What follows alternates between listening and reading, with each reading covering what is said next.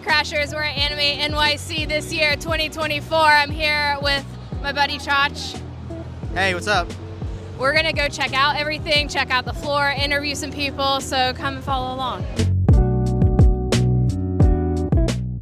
Hello, Anime NYC and GateCrashers out there. We are here looking around. We're here with Justin from Bandai Namco. Hello, thank you for letting me be here. So excited. Yeah, and we're gonna walk around and see what all they have to offer. So let's go check some of it out. So over here, we're in the Banpresto section of our booth presence, and what's great about Banpresto is they have these adorable little figures called Q Posket. And what's great about the Q Posket is they have these adorable little chibi figures. You can see like in their eyes how adorable they are, and you can't say no to those, right? Especially in these displays where it's kind of got like a fishbowl vibe, and you're just staring at it and you get lost in its gaze, and you're like, oh my god, I have to have this. And then they have the unique little, oh, I'm just gonna take this up to the register and buy it, right? So it makes it really easy for those impulse buys where you're like, I can't believe I've made it this long in my life without owning this figure. So we're very excited about Banpresto and sort of the cuteness overload that exists within this brand, right? Like, I mean, for the casual collector that doesn't want to spend, you know, several $100s on one IP per se, but they want something adorable for their desk or shelf, this is a perfect fit for them. Are there any of the Q Posket and the Banpresto, any of these figurines that you guys haven't done before, like any IPs or anything that you haven't done? Well, yeah, I mean, there's a million, obviously there's a million different IPs, but one that I would personally like to see would be like King of the Hill. I would go crazy town banana pants over King of the Hill Q Posket. The mini plush, these are another ones that are pretty hot. The Tamagotchi ones we had for sale at San Diego Comic-Con, and they did very well. Everyone was very excited about them. But it's really neat seeing ones like JoJo's Bizarre Adventure, or even like Godzilla and Digimon. Well, I just saw Mothra, and right? that's like where my mind, I was like, that's amazing. No, exactly. No, it's really cool.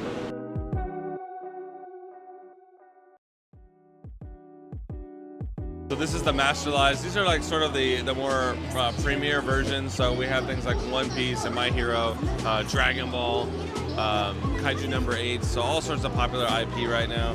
But these statues are usually a little bit taller. Sometimes they come with effect parts.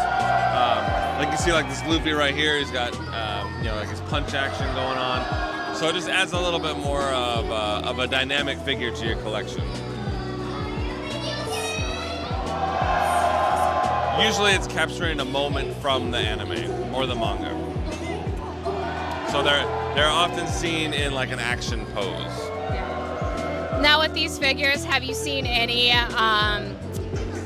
like franchises or series that are a little bit more popular than the other? Yeah, so One Piece has definitely gone crazy. Especially since the live action Netflix one, a lot of people, it was a good entry point for a lot of people. Yeah. They fell in love with that and like, okay, yeah, the anime's been around for 20 years, now I have to go watch it because I love it so much. So absolutely. And then which is the accessibility of it, you know, like Hulu and Netflix all adding seasons and things like that. So now you can kind of go back to where it all started without having to jump through too many hoops, you know. Yeah.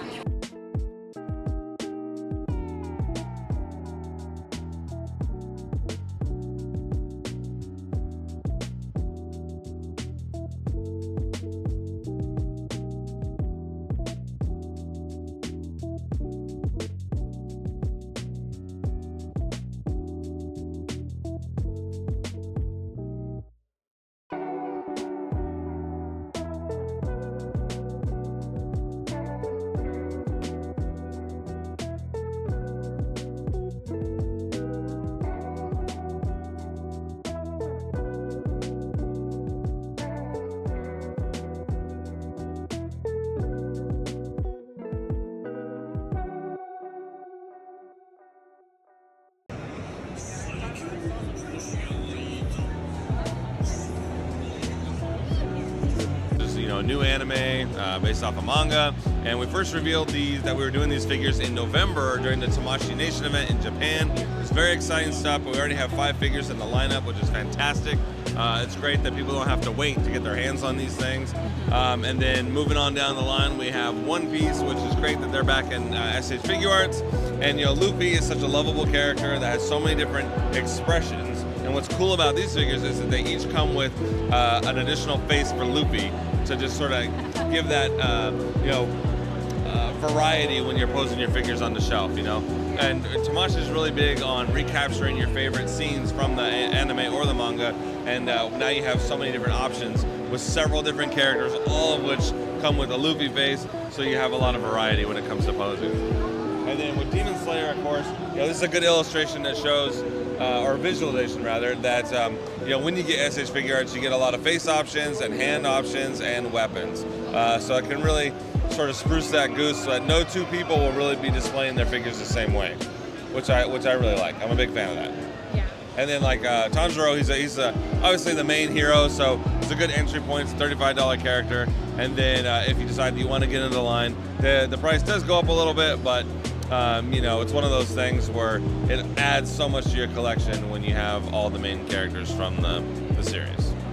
Absolutely. And I think, like you said, it allows the different faces, the different hands, allows for so many different people to customize and make it fit with what they want to show off on their bookcase or shelves or whatever. Right, absolutely. And that's the cool thing I really like about Tamashii Nations is they really capture expression when it comes to their faces. There's a lot of raw emotion that the characters go through in these anime, and to be able to give them the opportunity to have your characters reflect that as well, or your toys rather, that makes get more bang for your buck, as it were. And what's great about this is that we opened up a store last September, coming up on the year anniversary.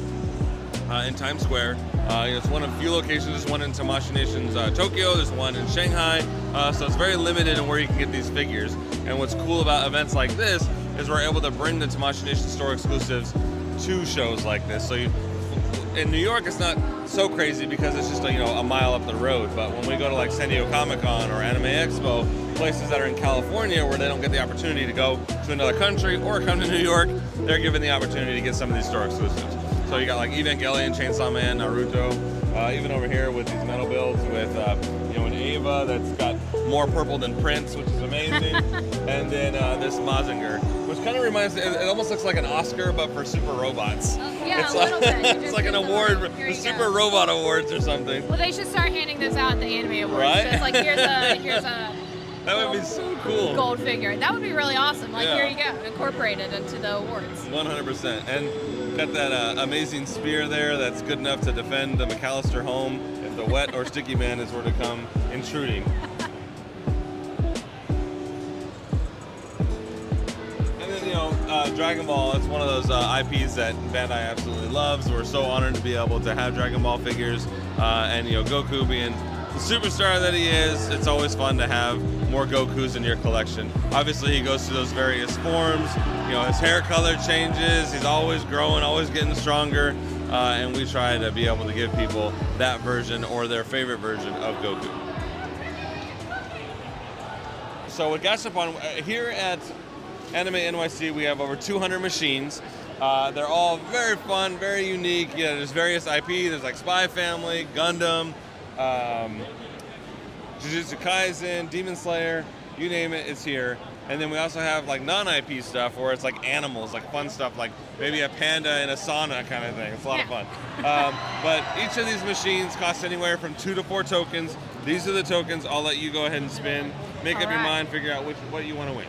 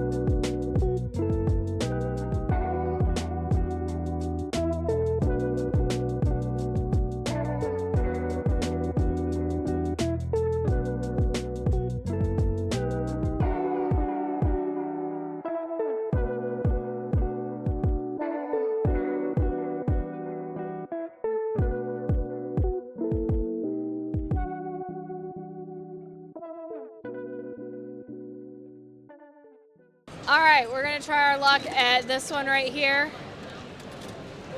Some little lizards.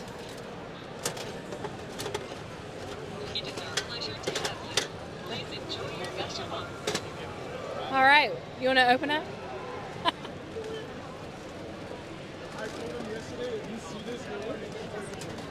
There you go, there we go.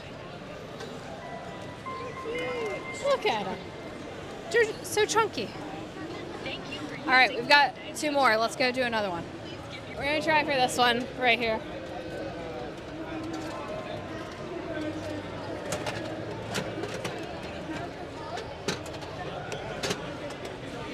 All right, let's see who we got. Oh, no. If I can figure out how to open it. Do we squeeze the sides? Wait, I got it. Here we go. Here we go. Here we go. Oh, it's little murderous Aaron. Look at him. He's grown up. All right, so we're over in the World of Ghibli booth right now, which is fantastic because we have this giant Totoro. But in this booth, we have puzzles, we have plushies, we got figures, we got home good items, a little bit of everything for everyone. There's even a giant Kiki over there for crying out loud. But we're very excited about this booth. Bandai is one of the primary distributors for licensed merchandise of Studio Ghibli products here in North America and Canada included. But we love bringing this stuff to Anime NYC. It's a really fun experience. People love the Studio Ghibli stuff, so we're glad to bring that to them.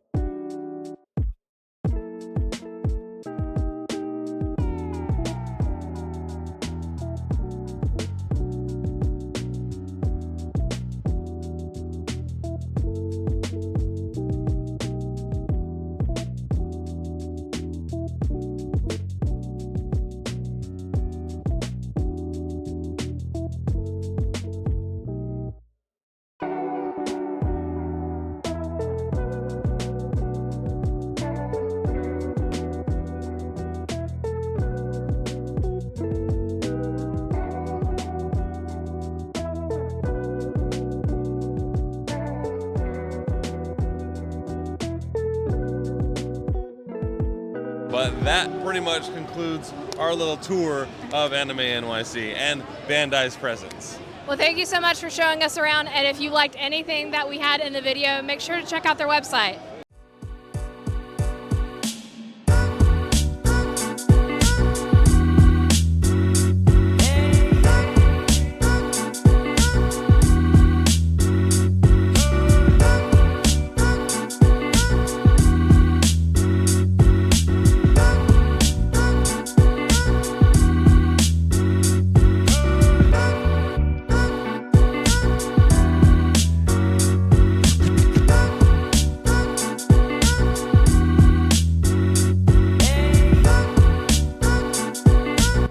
GateCrashers, we are here live at Anime NYC for the world premiere panel and showcase of the first episode of the anime Terminator 0. We're really excited. Wanted to hop on here and show you our before reactions. We're going to watch the episode, hear from the panelists, and then we're going to come back and let you know our reaction and our thoughts.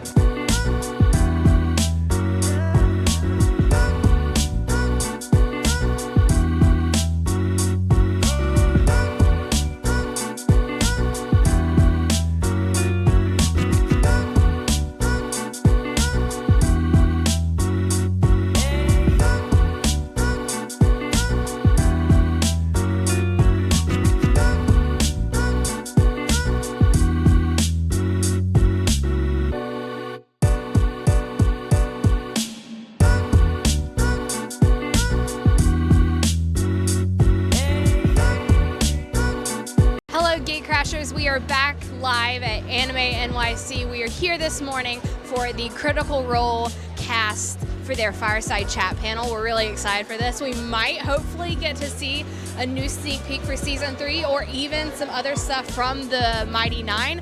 Very excited for this. We're going to try to live tweet everything that's going on, take some pictures, so stick around to see what's happening with Critical Role.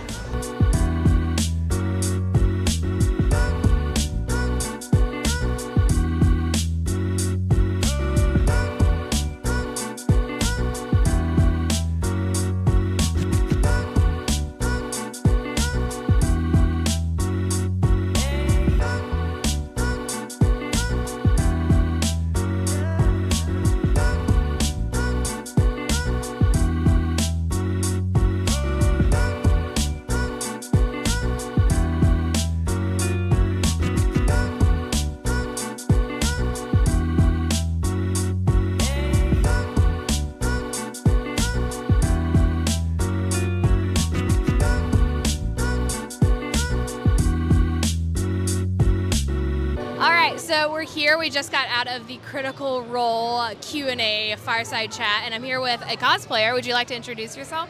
Hi, I'm Nicole. Jade Pedro. And Cheryl. The Owl Bear. Elizabeth.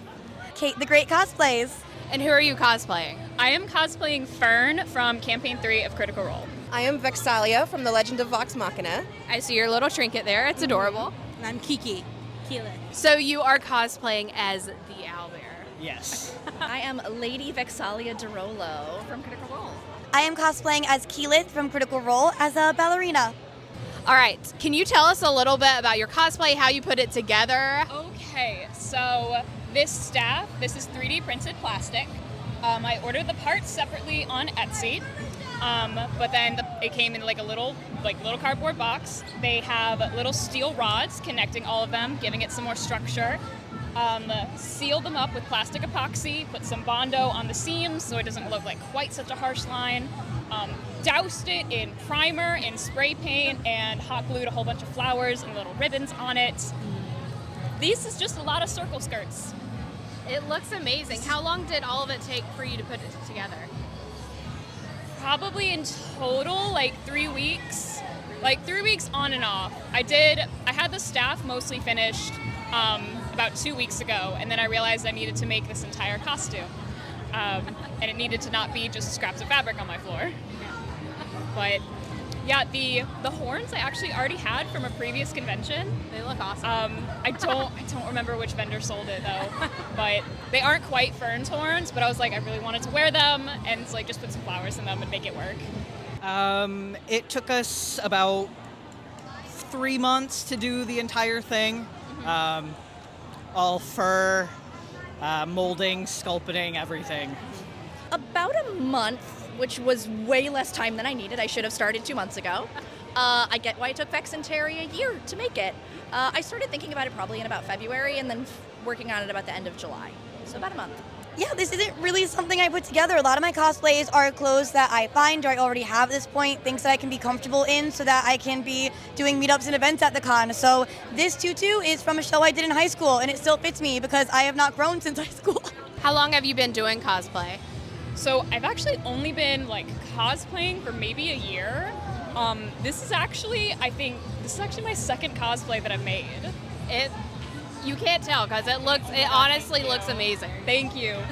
No, I've done some sort of like my very first cosplays. They're of course Baby Sister's cosplay, just like anime wig off of Amazon, just like the color scheme with just like the shirt and the pants. Like I'm My Hero Academia character.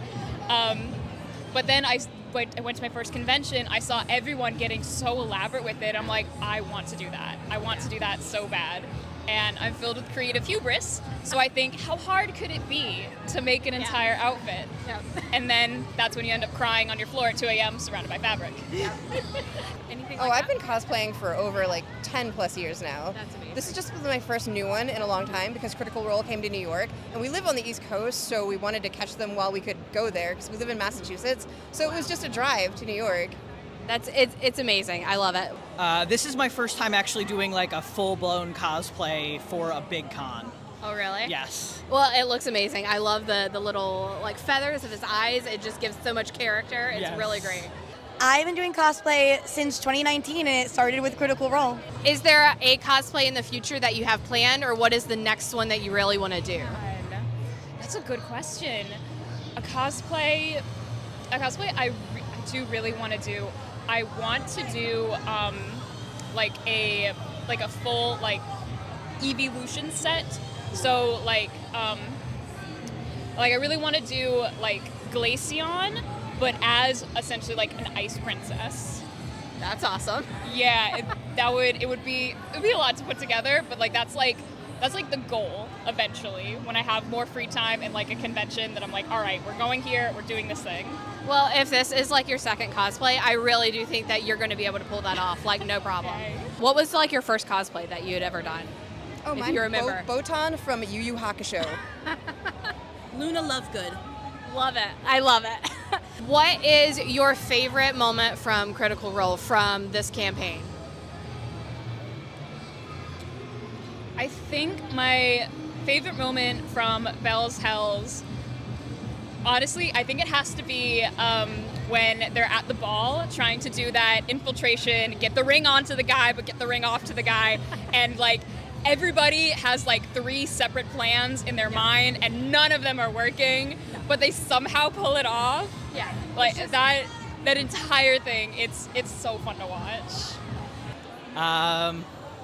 Probably when Chetney just started to describe RTA, that you need to respect the alpha. Yeah. I've seen so many clips of that. I'm like, this is the best thing. Yes. Yeah. I binge watched Vox Machina. I think I got through it in about 4 months. But I think the one on my mind right now is the moment when Vex'ahlia gets the killing shot on Voragal. I think I heard in the background, everybody literally thought they were going to die. They thought it was going to be a TPK, and she gets that shot. And the how do you want to do this, just the relief on everybody's face was stunning. I actually made an extra dragon scale to give to Laura as representation of her getting that killing blow. So that was really cool. That's amazing. I really do enjoy the I have passed through fire moment, both in the campaign itself and the way they did it in The Legend of Vox Machina animated. I think it was such a beautiful moment of growth for Keyleth, and she is a character that is very dear to me, so that's just a really beautiful time. I watched Vox Machina when I was in college, and my graduation cap said I have passed through fire on it. Oh, I love that. What is probably, like, what drew you to Critical Role, and why is it so impactful? How has it changed your lives?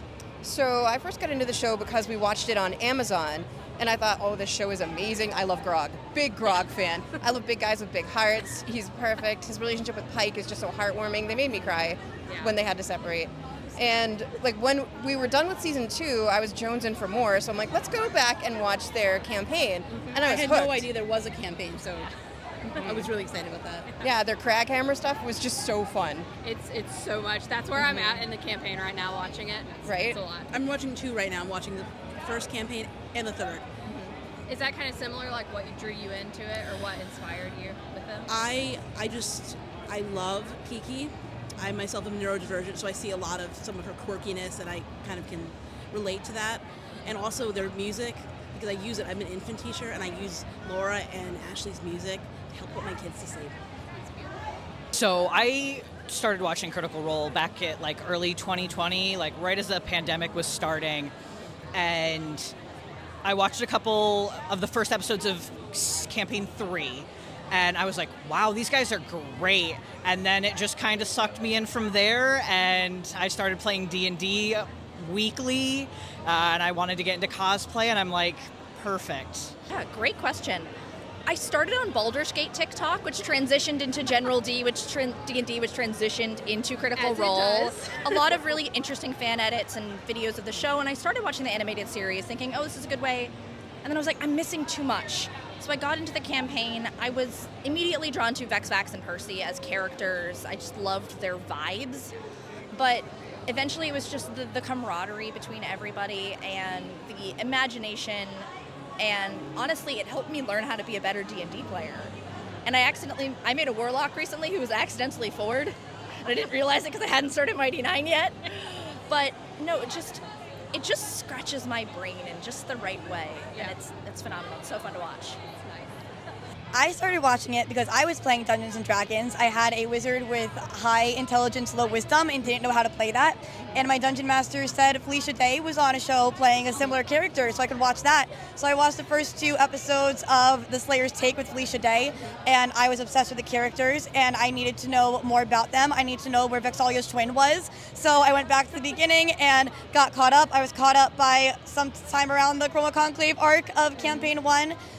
And that's what got me into it. But I mean, what really brought me so in love with it is the love between the players at the table and all of the fans and community here. And I say that the love and friendship that these players have for each other is what sets the tone for the whole community. And I love being able to just do these events and get to spend time with all the other critters. It's just the best friends in the world. And then finally, do you have any social medias or where people can follow you to follow like your cosplay journey or anything that you post? Anything? Sure. I have an Instagram. It's @kittenrave. So the small cat and then rave, but with 2 E's. Yeah, really just like Facebook. Okay, perfect. I have Facebook. I also have Instagram. Yeah, so we have an Instagram. It's R&R Cosplay. I do. Primarily, I am on Instagram at Elizabeth Joy Sews. I'm on TikTok there too, but I don't really use that one as much. I'm a lurker. People can find me on socials at Kate the Great Cosplays.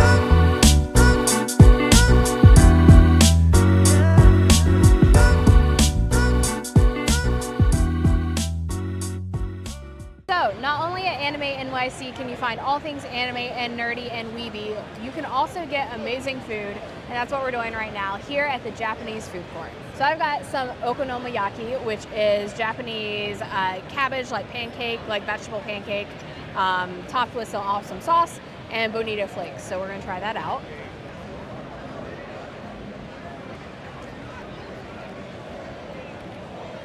This is really good. You could also get it with pork, and you can also get it topped with kimchi. And the flavor's there. It's great. It's comfortable. It's warm. We love it.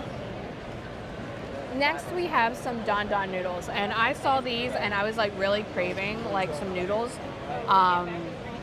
And it just looks great. It's got bean sprouts. It's got, I believe, some, let me see. I think it's pork. So it's got some pork in it, some vegetables, and noodles. So let's get a good bite.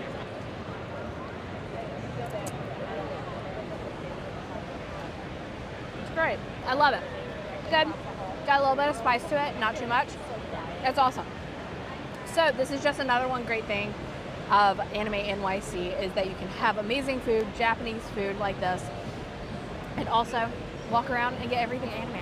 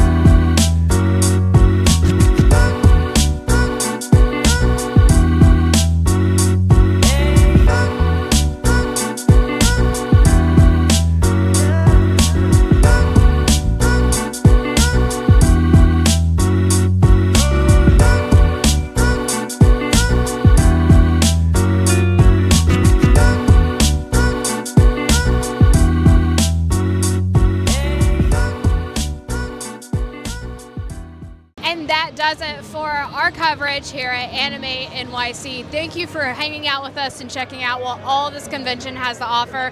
We were so excited and happy to be here. We can't wait for next year.